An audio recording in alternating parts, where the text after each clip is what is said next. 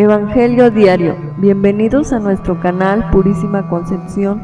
Los invitamos a meditar el Evangelio en la voz del Padre Federico Albach. El Señor esté con ustedes. Del Santo Evangelio según San Marcos. En aquel tiempo Jesús tomó aparte a Pedro, a Santiago y a Juan. Subió con ellos a un monte alto y se transfiguró en su presencia. Sus vestiduras se pusieron esplendorosamente blancas, con una blancura que nadie puede lograr sobre la tierra. Después se les aparecieron Elías y Moisés, conversando con Jesús. Entonces Pedro le dijo a Jesús: Maestro, qué a gusto estamos aquí. Hagamos 3 tiendas, una para ti, otra para Moisés y otra para Elías. En realidad no sabía lo que decía porque estaban asustados. Se formó entonces una nube que los cubrió con su sombra, y de esta nube salió una voz que decía: Este es mi Hijo amado, escúchenlo. En ese momento miraron alrededor y no vieron a nadie sino a Jesús, que estaba solo con ellos. Cuando bajaban de la montaña, Jesús les mandó que no contaran a nadie lo que habían visto hasta que el Hijo del Hombre resucitara de entre los muertos. Ellos guardaron esto en secreto, pero discutían entre sí qué querría decir eso de resucitar de entre los muertos. Palabra del Señor. Tomen asiento, por favor. Queridos hermanos y hermanas, la figura de Abraham, que aparece en la primera lectura, es tal vez la más significativa en el Antiguo Testamento. No en vano se le llama Padre de la Fe para judíos y para cristianos, especialmente por el hecho que fue narrado, su disposición de entregarle a Dios lo más valioso que tenía, su propio Hijo. No pude dejar de pensar en una meditación que escribió Søren Kierkegaard, el filósofo danés, en su libro Temor y Temblor, y quise entresacar algunos pensamientos de su narración y compartirlos con ustedes, pues creo que nos pueden ayudar mucho a nuestra meditación. Por la fe, dice él, Abraham dejó la tierra de sus mayores y fue extranjero en tierra prometida. Dios se le apareció a Abraham y le dijo: Mira hacia el cielo y cuenta las estrellas a ver si puedes.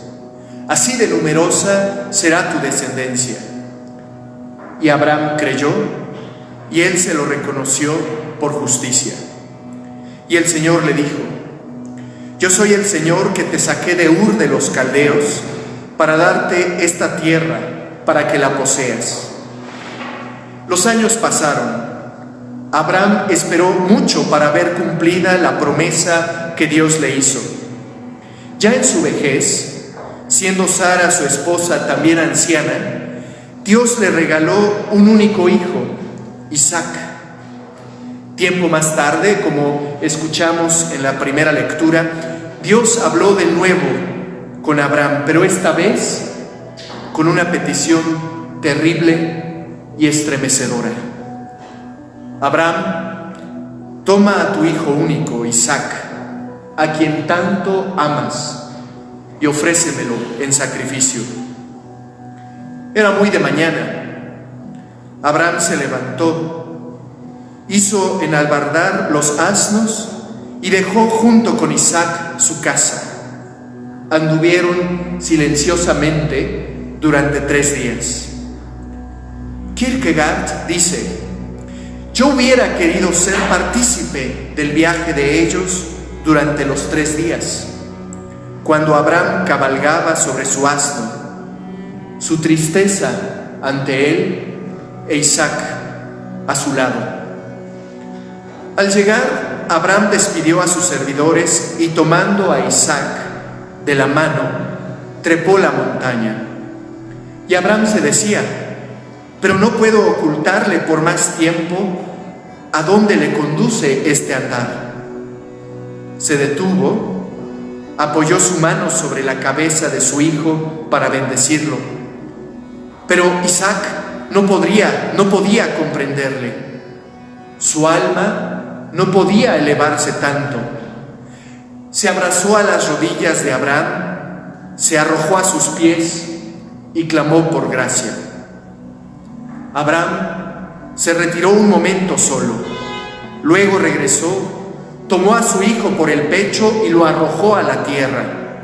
Isaac se estremeció de angustia y exclamó: Dios del cielo, ten piedad de mí, Dios de Abraham. Todo estaba perdido. ¡Oh desgracia! Después de que Dios había realizado lo absurdo mediante el milagro, después de darle un hijo en la vejez, ahora perdía todo. ¿Quién es Dios que arranca el bastón de las manos del viejo? ¿Quién es Él para exigir que el anciano padre lo quiebre por sí mismo? ¿Quién es Él para dejar inconsolable al hombre de cabellos grises, exigiéndole ser el instrumento de su propia desgracia? No hay compasión para el anciano venerable y para el inocente niño. Y con todo, Abraham era el elegido de Dios. Cualquier espectador de este suceso habría dicho: Abraham no se ha cansado de aguardar y finalmente tiene un hijo. Ha hecho falta tiempo, pero ahora quiere sacrificarlo. ¿No está loco, acaso? Abraham ató a su hijo Isaac, lo puso sobre el altar, encima de la leña, y tomó el cuchillo para degollarlo. Y Kierkegaard se pregunta de nuevo: ¿Quién dio vigor al brazo de Abraham? ¿Quién mantuvo su diestra levantada, impidiéndole caer de nuevo impotente? El espectador de esta escena se siente paralizado. ¿Quién dio fortaleza al alma de Abraham y le impidió cegarse al punto de no ver ni a Isaac ni al cordero? Pero el ángel del Señor lo llamó desde el cielo y le dijo: Abraham, Abraham, no descargues la mano contra tu hijo. Ya veo que temes a Dios. Generaciones innumerables han sabido de memoria y palabra por palabra la historia de Abraham. Pero ¿a cuántos ha transformado?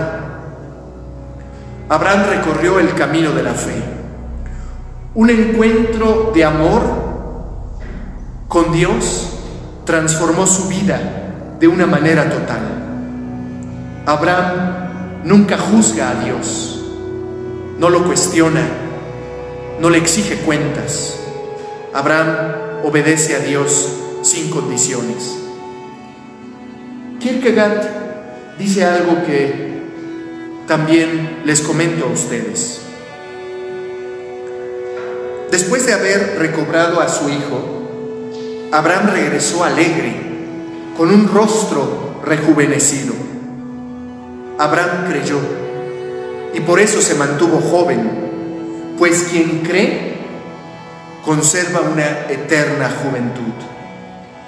Y añade Kierkegaard: la conciencia de mi eternidad es mi amor hacia Dios, y este amor lo es todo para mí.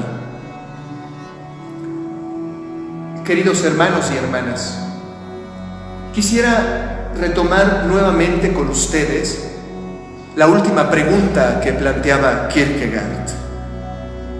Él decía: generaciones innumerables han sabido de memoria y palabra por palabra la historia de Abraham, pero ¿a cuántos ha transformado? Ustedes y yo tenemos que preguntarnos qué significa el ejemplo de Abraham para nosotros, qué impacto tiene en nuestra vida, cómo nos cuestiona en nuestra relación con Dios. ¿Cómo habrá sido el primer encuentro de Abraham con Dios cuando dejó su tierra, que confió tanto en Él, sin preguntas, que fue capaz de asumir la prueba de sacrificarle a su único hijo, a su amado Isaac? Hoy, queridos hermanos y hermanas, además de recordar esta impactante lectura que ha sido proclamada, celebramos la transfiguración del Señor. Y Jesús es la prueba máxima de amor de Dios por nosotros. Él entregó su vida por nosotros. La transfiguración quiere decir que el camino de la cruz, que es inevitable, nos lleva a la gloria del encuentro con Dios. ¿Cómo nos transfigura Cristo? Ahora, en este tiempo de pandemia, en donde hay tantas crisis, tantas dudas, tanto sufrimiento, tanto desgaste, ¿cómo nos vemos transfigurados por nuestro encuentro con Dios? ¿Cómo descubrimos el ejemplo de Abraham como un ejemplo que estimula nuestra fe y nuestra vida? Por eso quisiera, para concluir, plantear estas preguntas para que ustedes y yo meditemos. ¿Qué debe transformarse en mí? ¿Qué debe transfigurarse? ¿Qué pueden notar los demás que ha cambiado en mí por mi fe en Dios? ¿Cómo pueden otras personas descubrir que la amistad de Dios conmigo ha cambiado mi vida? Reflexionemos en unos momentos de silencio y pidámosle a Dios que nos transfigure y que nos dé una confianza tan grande y tan profunda como la que tuvo Abraham, que confió sin medida en Dios.